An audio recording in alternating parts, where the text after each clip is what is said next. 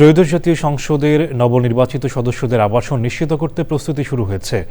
রাজধানীর মানিক মিয়া এভিনিউয়ের সংসদ সদস্য ভবন, এমপি হোস্টেল কমপ্লেক্স এবং নাখালপাড়ার এমপি ফ্ল্যাটগুলো সংস্কার ও মেরামতের কাজ চলছে পুরোদমে।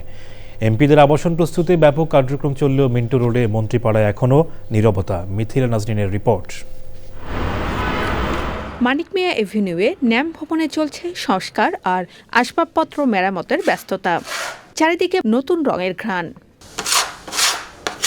নবনির্বাচিত সংসদ সদস্যদের জন্য আধুনিক ও নিরাপদ আবাসন প্রস্তুতি এই তোড়জোড়।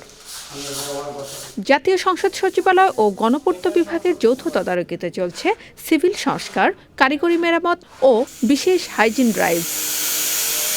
সার্বিক রং, স্যানিটারি ফিটিংস, তারপর কিচেন ক্যাবিনেট, দরজা পলিশ, সব এভরিথিং, সিঁড়ি করিডোর, লিফট করিডোর, সবগুলো আমরা কাজ করছি।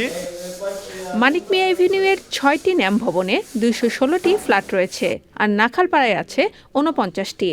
2024 সালের 5ই আগস্ট রাজনৈতিক পট পরিবর্তনের পর থেকে অব্যবহৃত অবস্থায় আছে এসব ফ্ল্যাট, তাই চলছে এই ডিপ ক্লিনিং।